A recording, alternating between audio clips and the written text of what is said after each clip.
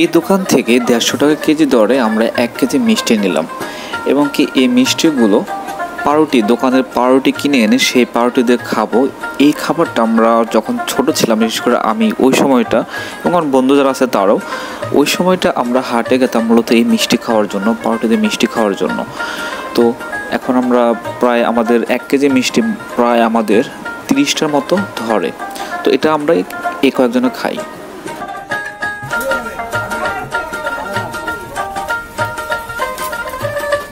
একটা plate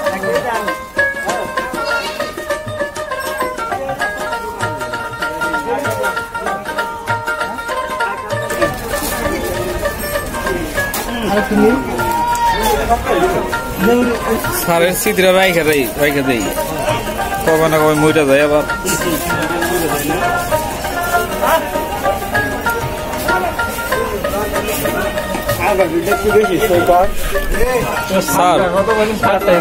sir হাটে বসে মিষ্টি খেতে আপনার কেমন লাগতেছে? হাটে বসে মিষ্টি খেতে খুব ভালো, খুব ভালো। বলো একটু খাম।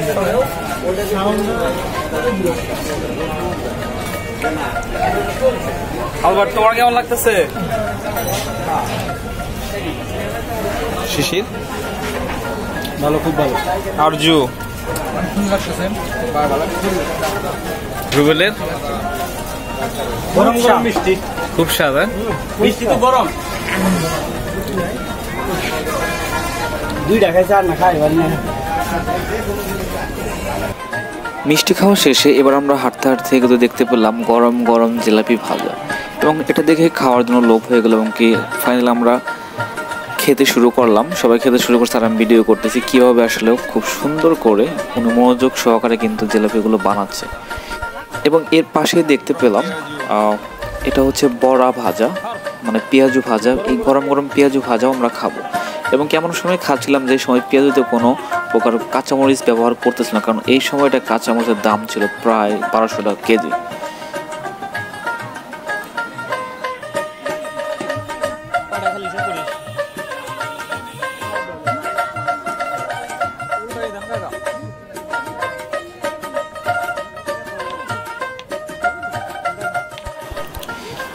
জিলাপি আর বড়া খাওয়া শেষে একটু এগিয়ে গিয়ে দেখতে পেলাম বাঁশের তৈরি বিভিন্ন রকমের নিত্য প্রয়োজনীয় জিনিস সাজিয়ে রাখা হয়েছে। এগুলো যদি আপনি দেখেন বাংলার প্রতিটি ঘরে ঘরে এগুলোর প্রয়োজন আছে। এই হাটগুলোতে মানুষের দৈনন্দিন প্রয়োজনীয় সকল জিনিসপাতি কেনার জন্য কিন্তু আসে, তার ভিতরে এটা একটু অন্যতম। এখানে দেখতে পাচ্ছেন যেগুলো যেমন এটা দিয়ে কিন্তু মূলত পানি সেচার কাজ করে। শীতকালে এটা দিয়ে কিন্তু খেতে পানি সেচার কাজে ব্যবহার করে থাকে। এই হাটগুলোতে বাঁশের তৈরি মাছ ধরার খালই, তারপরে টোপা কিন্তু মূলত ব্যবহার করা হয় এর জন্য, খড় রাখার জন্য। আর এটা হচ্ছে মাছ ধরা খালই। আর এ পাশে রয়েছে পয়সা। এগুলো কিন্তু বাংলার প্রতিটি ঘরে ঘরে মানুষের প্রয়োজন হয়।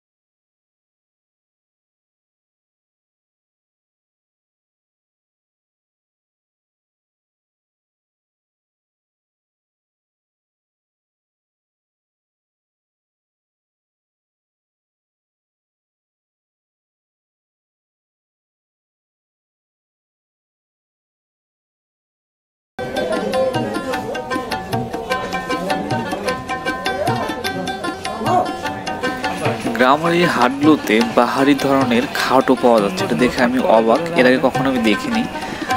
এই হাটে প্রথম দেখতেছি যে বাহারি রকমের খাট পাওয়া যাচ্ছে এবং সেটা খাটগুলো কিন্তু বিক্রিও হচ্ছে।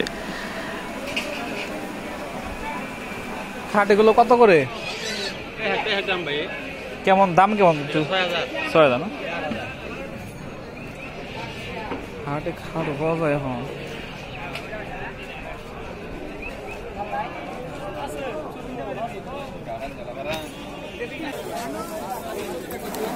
গ্রামের এই হাটগুলোতে নিত্য প্রয়োজনীয় জিনিসের পাশাপাশি কিন্তু গাছও পাওয়া যায়।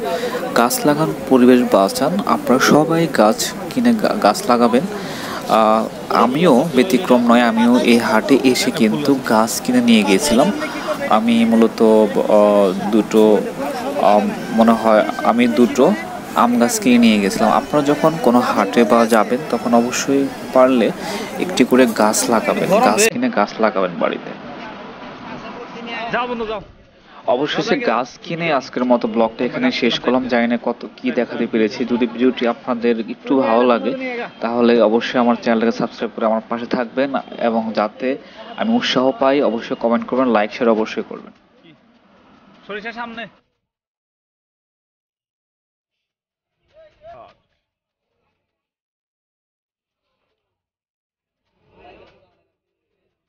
আলবাটাই কিনবো, সরিষা কিনবো, সরিষা কি খাটের দাম থেকে দোস্ত বলো তো?